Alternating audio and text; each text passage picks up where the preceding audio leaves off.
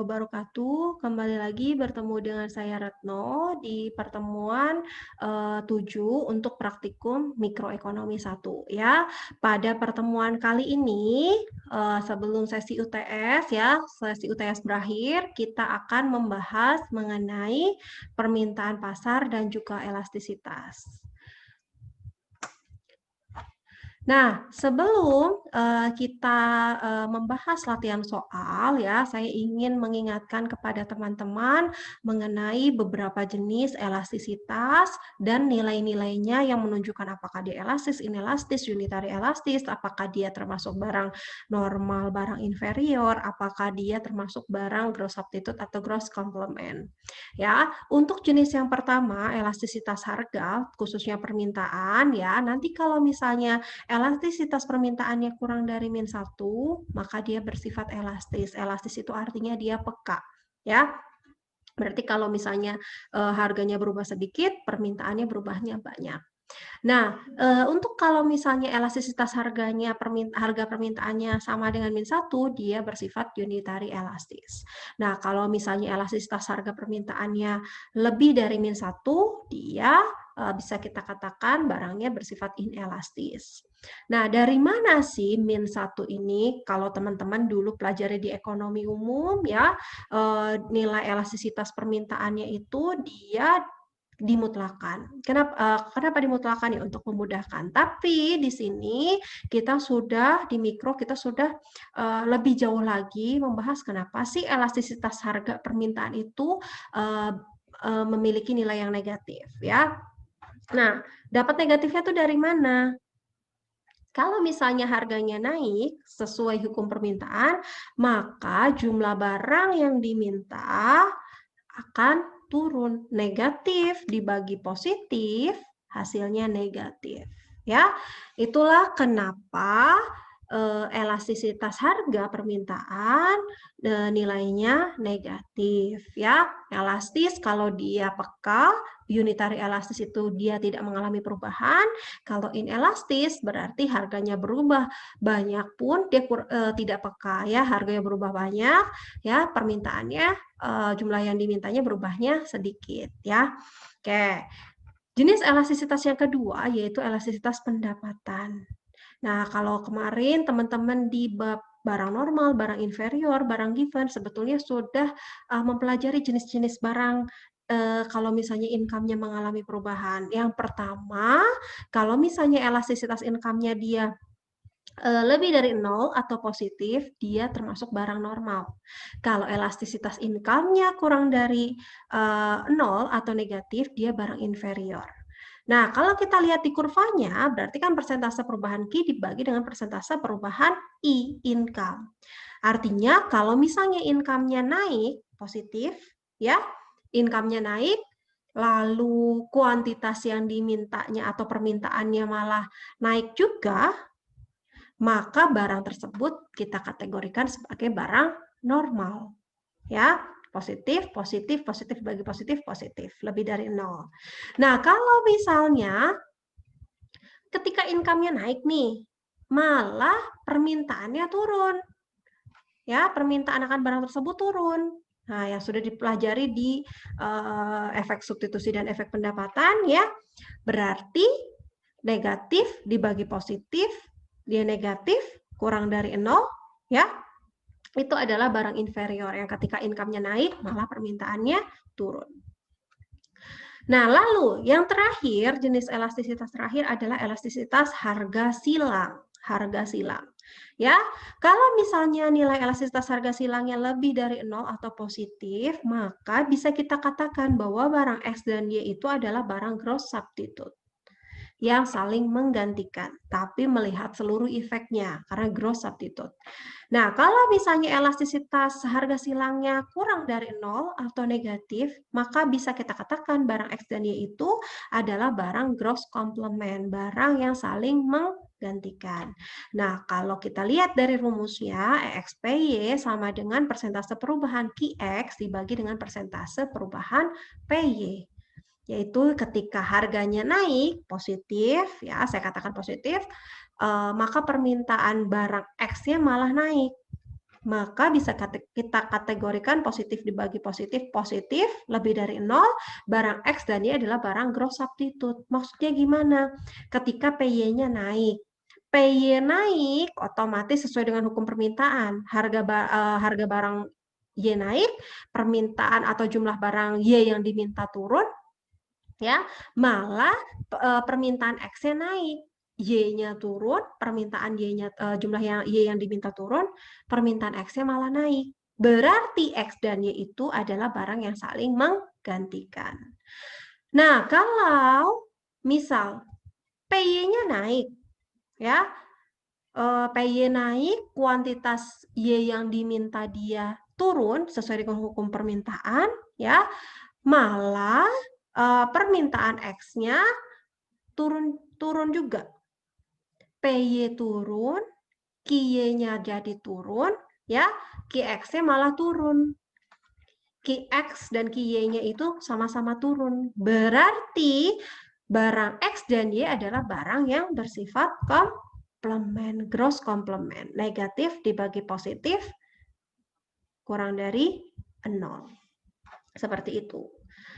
Nah, sekarang kita langsung masuk saja ke soalnya. Di soal nomor 1 kita akan membahas ya mengenai kurva permintaan pasar ya yang bisa kita peroleh dari individu 1 dan individu 2 ya. X1-nya sama dengan 10 min 2 PX ditambah 0,01 I1 ditambah 0,4 PY, X2-nya sama dengan 5 min PX ditambah 0,02 I2 ditambah 0,4 PY. Nah, pertanyaannya berapa permintaan pasarnya? Ya, seperti yang kita tahu, permintaan pasar itu adalah penjumlahan dari permintaan individu. Nah, karena kebetulan di sini individunya ada 2, berarti hanya X1 ditambah X2. Fungsi permintaan pasar yang di poin A ini masih merupakan fungsi dari PX, I1, I2, dan PY, karena belum diketahui berapa sih I1, I2, dan PY-nya. Yang B, buat grafik kedua kurva permintaan individu tersebut, di mana I1 1000, I2 1000, dan PY-nya 10. Yang C, dari kurva-kurva permintaan individu di atas, buat kurva permintaan pasar untuk X, dan bagaimana persamaan aljabarnya. Ya, nanti kita lihat kurva pasarnya seperti apa. Nah, yang D, anggap I1 naik menjadi 1100, individu 1 income-nya naik nih, jadi 1100 ya. Nah, individu 2 turun menjadi income-nya menjadi 900. Maka perhatikan efeknya terhadap kurva permintaan perorangan. Ya. Nah, jawaban untuk soal nomor 1 ya, 1A diketahui dulu X1-nya tadi 10 min 2 PX ya, ditambah 0,01 I1 ditambah 0,4 PY. X2-nya sama dengan 5 min PX ditambah 0,02 I2 ditambah 0,4 PY. Nah, pertanyaannya berapa permintaan pasar X ya sebagai penjumlahan X1 ditambah X2, individu 1, individu 2 sebagai fungsi dari PX, I1, I2, dan juga PY. Nah, tadi sudah dikatakan dia penjumlahan, berarti yang depan 10 min 2 PX ditambah 0,01 I1 ditambah 0,4 PY ini adalah X1, sedangkan 5 min PX ditambah 0,02 I2 ditambah 0,4 PY. Ini adalah X2. Yang depan X1, yang belakang X2. Nah, berarti fungsi permintaan pasarnya yang masih dalam bentuk PX, I1, I2, dan juga PY adalah 15 min 3 PX ya. Kita jumlah-jumlahkan aja 15 min 2 PX min PX 0,4 tambah 0,4 PY ditambah 0,01 I1 ditambah 0,02 I2. Kenapa nggak dijumlahkan individu 1 dan individu 2? Karena berbeda. Ini dua individu yang berbeda. Jadi income-nya juga berbeda. Ya. Nah, nanti kebetulan di soal yang B ini, ternyata income individu 1 dan income individu 2 itu sama besarnya, sebesar 1.000 dan PY-nya sama dengan 10. Nah, diminta kita untuk menggambarkan kurva permintaan individunya. Untuk X1 ya 10 min 2 PX ditambah 0,01 I1 ditambah 0,4 PY ya tinggal kita masukkan I1-nya, PY-nya.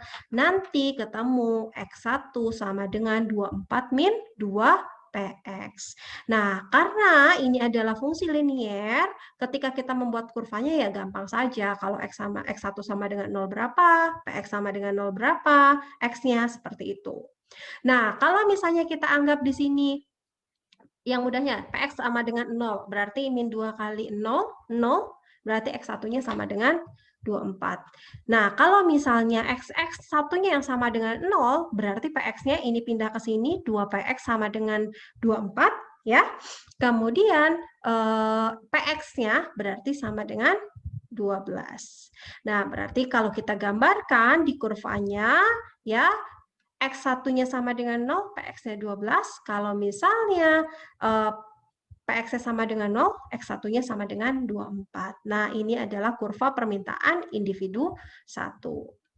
Nah, bagaimana bentuk kurva permintaan individu untuk yang kedua? Individu kedua, ya, X2-nya tadi 5 min PX ditambah 0,02, I2 ditambah 0,4 PY. Ya, tinggal kita masukkan I2-nya dan juga kita masukkan P-nya ya. Nanti ketemu X2-nya sama dengan 29 min PX. Ya, ini juga sama-sama fungsi yang linier. Jadi, mudah saja kita bentuk kurva permintaan individu 2 juga. Ketika X2 sama dengan 0 berapa PX-nya, ketika PX sama dengan 0 berapa X2-nya. Yang pertama, kalau misalnya PX-nya sama dengan 0, berarti X2-nya sama dengan 29. Nah, kalau misalnya X2-nya yang sama dengan 0, berarti PX-nya pindah ke sini. Ya, sama juga 29. Nah, tinggal kita gambarkan kalau X2-nya 0, PX-nya 29. Kalau PX-nya 0, X2-nya juga 29. Nah, ini jadinya kurva permintaan individu kedua. Nah, lalu dari kurva permintaan individu di atas buat kurva permintaan pasar untuk X ya. Bagaimana bentuk persamaan aljabar kurva ini? Nah, saya di sini ya akan langsung membentuk persamaan aljabar baru saya buat kurvanya ya. Nanti teman-teman di praktikum jam praktikum ya bisa coba gambarkan benar nggak sih sama hasilnya, gimana sih cara menjumlahkan kurva permintaan individu ya. Oke, nah berarti tadi kan kita sudah punya persamaan permintaan pasarnya X sama dengan 15 min 3 PX ditambah 0,8 PY ditambah 0,01 I1 ditambah 0,02 I2. Nah, inilah tadi kenapa kok income-nya nggak digabungin aja. Ya, karena income individu 1 dan income individu 2 itu dua orang yang berbeda. Individu 1, individu 2, dua orang yang berbeda. Ya, pas kebetulan saja di sini income-nya sama. Tapi kalau pas income-nya beda, individu 1, individu 2, ya nggak bisa. Ya, nah berarti tinggal kita masukkan saja. Berarti kita masukkan PY-nya, kita masukkan I1-nya, kita masukkan I2-nya, ya. Nanti ketemu X sama dengan 15 min 3 PX 0,8 kali 10 8, 0,01 kali 1000 10, 0,02 kali 1000 20. Nanti ketemu X-nya sama dengan 53 min 3 PX. Nah, ini juga persamaan yang linier juga, jadi mudah saja X, PX. Ya, kalau PX-nya sama dengan 0, X-nya 53.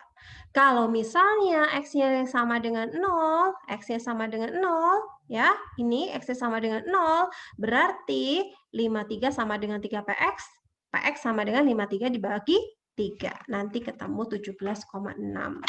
Nah, ini adalah kurva permintaan pasarnya. Kalau misalnya X-nya sama dengan 0, PX-nya 17,6. Kalau misalnya PX-nya sama dengan 0, X-nya sama dengan 53. Seperti itu. Mudah ya? Oke. Nah, untuk soal yang D,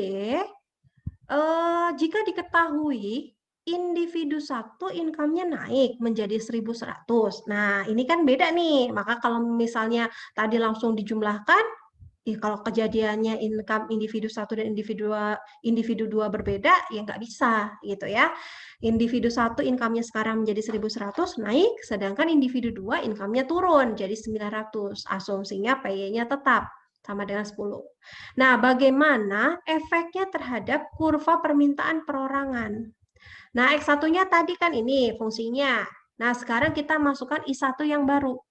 Ya, I1 yang baru 1.100. Tadi kan 1.100, PY-nya tetap 10. Ya.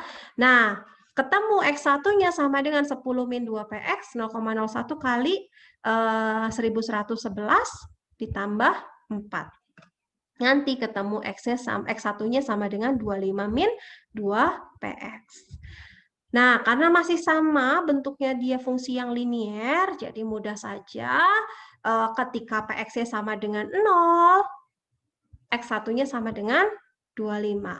Tapi ketika X1-nya yang sama dengan 0, ya, X1-nya sama dengan 0, PX-nya 12 setengah 25 dibagi 2. Karena dia pindah ke sini, 2PX sama dengan 25, PX-nya sama dengan 12 setengah. Nah, berarti kurva permintaan individu satu ya setelah ada kenaikan income seperti apa? Ya.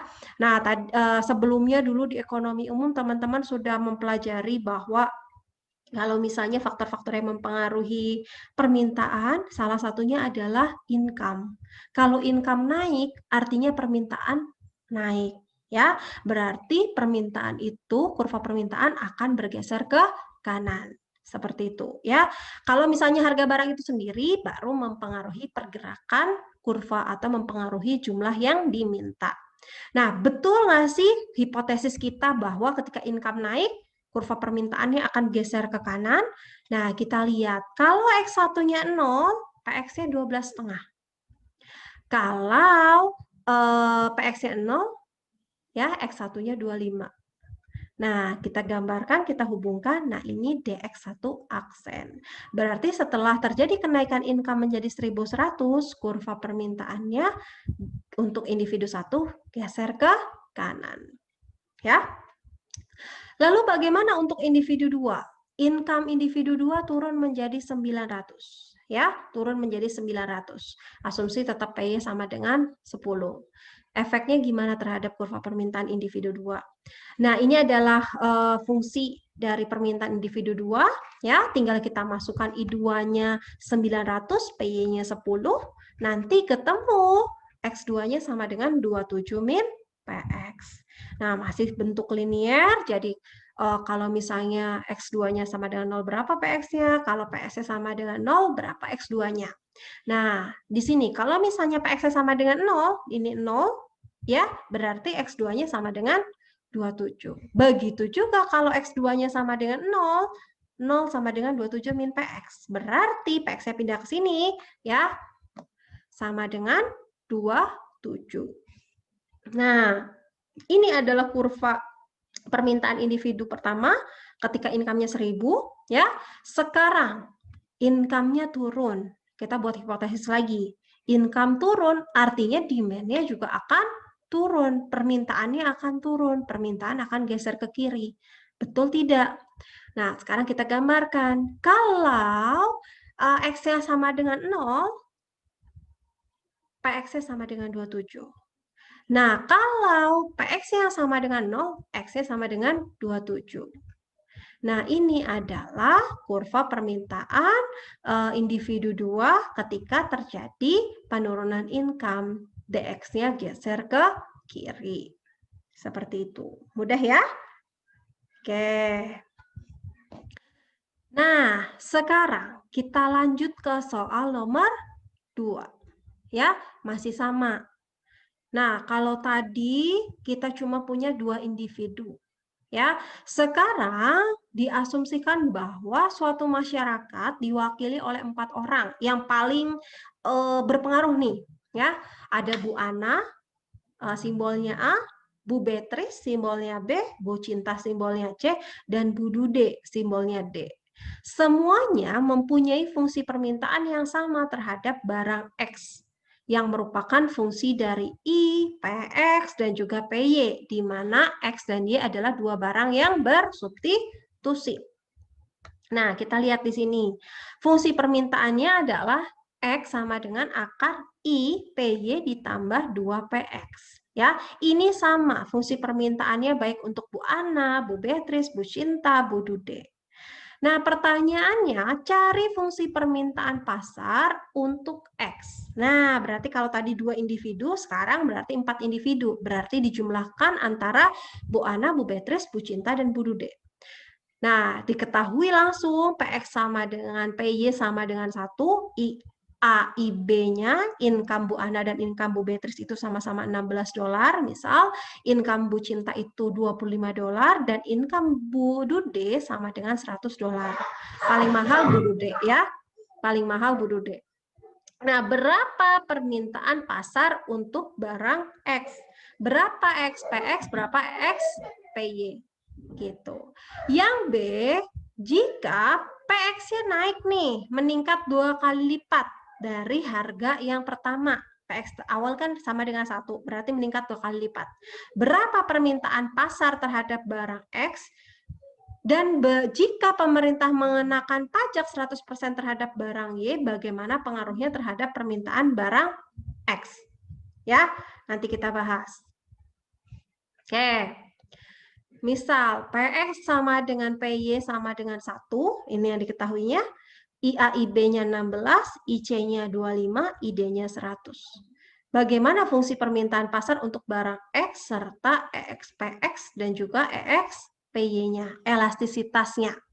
Ya, oke. Yang pertama, fungsi permintaan pasarnya. Kan penjumlahan dari individu 1 sampai ke 4, yaitu Bu Ana sampai Bu Dude. Berarti XA ditambah XB ditambah XC ditambah XD. Nah, yang berbeda untuk Bu Ana sampai Bu Dude itu hanya income-nya. Maka di sini ya, yang membedakan itu hanya IA, IB, IC, ID. Yang lainnya PX dan PY seperti kita tahu itu adalah sudah given di pasarnya, ya. Kita sebagai konsumen tidak bisa mempengaruhi harganya, asumsinya seperti itu. Makanya yang bisa mempengaruhi permintaan dari masing-masing individu ya berapa sih income-nya gitu yang membedakan ya. Oke, berarti fungsi permintaan pasarnya gimana? Fungsi permintaan pasar, ingat X itu sebetulnya adalah boleh fungsi dari PX, PY, income, tapi ketika kita ingin membuat atau membentuk atau ingin mengetahui elastisitasnya atau membuat kurvanya, maka kita hanya perlu membuat fungsi permintaan barang X di sini hanya dari fungsi harga barang X itu sendiri atau harga barangnya sendiri. Maka dari itu, yang lainnya kita masukkan nih, ya, yang lainnya kita masukkan. Income Bu Ana 16, PY-nya 1, income Bu Beatrice 16, PY-nya 1, income Bu Cinta 25, PY-nya 1, income Bu Dude 100, PY-nya 1, yang bawahnya tetap PX. Nah, berarti kalau kita sederhanakan, akar 16, 4, akar 16, 4, akar 25, 5, akar 100, 10. Seperti itu. Nah, bawahnya kita biarkan saja. Nah, berarti karena bawahnya sama, tinggal kita jumlahkan saja. Penyebutnya sama, kita jumlahkan saja. Jadi 4 tambah 4, 8 tambah 5, 13 tambah 10, 23 per 2 PX. Nah, bisa kita sederhanakan menjadi X sama dengan 11,5 PX. Seperti itu. Mudah ya? Nah, kan pertanyaan selanjutnya itu adalah cari EX PX-nya, EX PY. Nah, di awal tadi kan sudah dijelaskan, EX PX EX PY. Berarti kita diminta untuk mencari elastisitas harga barang itu sendiri atau elastisitas harga permintaan dan juga EXPY-nya, elastisitas harga silang, harga barang Y yang berubah. Nah, berarti kita perlu tahu berapa sih X-nya, X pasarnya, ya. X pasarnya berarti tinggal kita masukkan nih X PX-nya. Di sini kita masukkan PX-nya. Berarti 11,5 dibagi 1. X-nya nanti sama dengan 11,5. Oke. Nah, elastisitasnya gimana cara nyarinya? Nah, rumusnya kan adalah ini. Ya. Rumusnya adalah ini. Delta X per delta PX sama dengan EX kali PX sama dengan delta X per delta PX dikali PX per X. Ya, ingat silangnya. Berarti nanti ketemu ya do X per do PX itu artinya apa? Do X per do PX itu artinya ya do X per do PX artinya turunan X terhadap PX. Ya, berarti PX-nya kita tarik ke atas ya. 11,5 PX pangkat min 1 berarti kalau kita turunkan min 11,5 kali PX pangkat min 2. Nah, di sini saya tuliskan min 11,5 dibagi PX kuadrat dikali PX kali X. Oke, ya.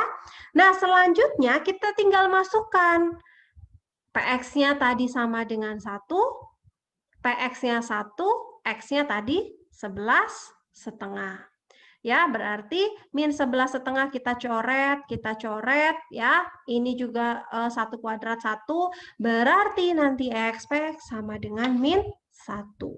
Interpretasinya adalah jika harga naik 1%, maka jumlah X yang diminta akan turun sebesar 1%. Itu interpretasinya. Ya. Nah, lalu bagaimana dengan XPY-nya? Ya, masih diketahui yang sama ya. Cuma yang membedakan dari X PX yang sebelumnya, tadi kan X itu fungsi dari PX, sedangkan kalau kita mau mencari XPY berarti kita harus membuat fungsi si X ini dalam bentuk atau dalam fungsi si PY. Ya, berarti yang kita ganti hanya income untuk masing-masing individu, Bu Ana, Bu Beatrice, Bu Cinta, dan Bu Dude, ya, dan juga PX-nya. Nah, kita ganti berarti IA-nya itu 16, 16, 25, 100, ya. Sedangkan yang kita ganti juga adalah PX-nya, 1, 1, 1, 1. Nah, PY-nya kita biarkan, karena kita mau cari X, PY, untuk mencari turunan pertama X terhadap PY, untuk mengetahui X, PX-nya. Nah, berarti kalau kita bisa sederhanakan menjadi 4 akar PY per 2 ditambah 4 akar PY per 2 ditambah 5 akar PY per 2 ditambah 10 akar PY per 2. Nah, kalau kita jumlahkan ya X sama dengan 23 akar PY per 2. Atau X sama dengan 11,5 akar PY. Nah, kita buktikan sama nggak sih kalau misalnya X-nya itu mau kita hitung dia bentuknya X fungsi dari PX atau X fungsi dari PY, X-nya itu menghasilkan yang sama, X pasarnya sama, ya pasti sama. Ya, buktinya di sini 11,5 dikali 0,1, dikali akar 1, jadi X-nya tetap 11,5. Nah, lalu bagaimana X PY-nya? PXPY berarti do X per do PY kali PY per PX. Makanya tadi saya bilang di awal bahwa kita perlu fungsi X yang merupakan X permintaan pasar yang merupakan fungsi dari PY. Ya, karena kita mau cari turunannya terhadap PY. Nah, berarti XPY-nya ya PY akar setengah, pangkat akar PY atau PY pangkat setengah.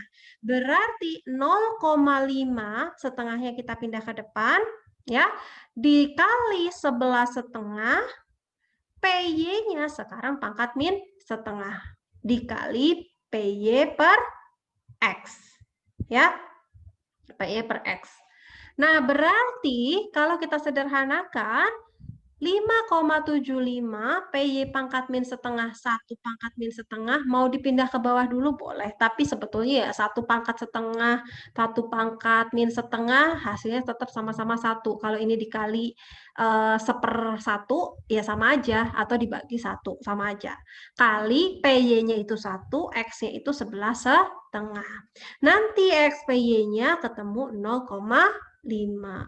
Lalu interpretasinya gimana? Jika harga Y naik 1%, maka permintaan X akan naik sebesar 0,5%.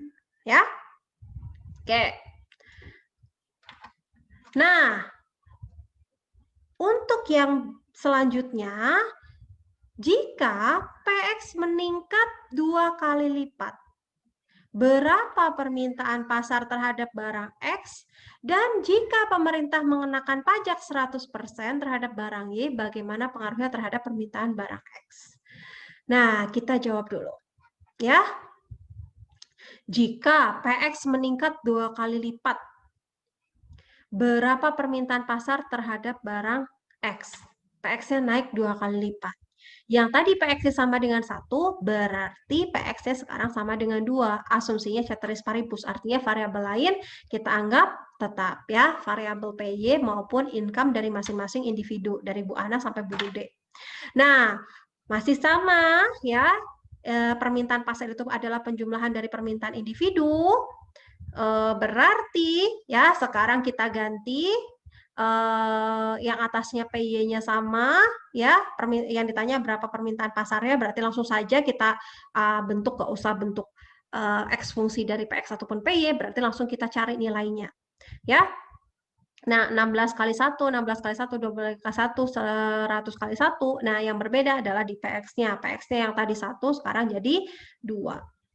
Nah, berarti akar 16, 4, akar 16, 4, akar 255, akar 110. Nah, berarti kita jumlahkan, ya, berarti sama dengan X sama dengan 23/4. Atau kita sederhanakan, X-nya sama dengan 5,75. Itu kalau misalnya PX-nya meningkat 2 kali lipat. Nah, kalau misalnya pemerintah mengenakan pajak 100% terhadap barang Y, bagaimana pengaruhnya terhadap permintaan barang X? Ya, PY dikenakan pajak 100%. PY-nya tadi 1, ya, sekarang kena pajak 100%. 100% kali 1, berarti 1. Berarti sekarang PI-nya sama dengan 2. Asumsinya variabel lain nilainya tetap PX1, income untuk individu juga masih tetap sama. Berarti X-nya sekarang, ya, X pasarnya, ya, kita ganti si PI-nya yang tadi sama dengan 1 jadi 2. Sedangkan PX-nya sama dengan 1.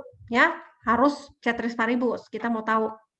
Nah, berarti ya X-nya sama dengan 16 kali 2 dibagi 2 kali 1 ditambah 16 kali 2 kali 2 kali 1 dibagi 2 kali 1 ditambah 25 kali 2 dibagi 2 kali 1, dan yang terakhir untuk Pudu D akar 100 kali 2 dibagi 2 kali 1.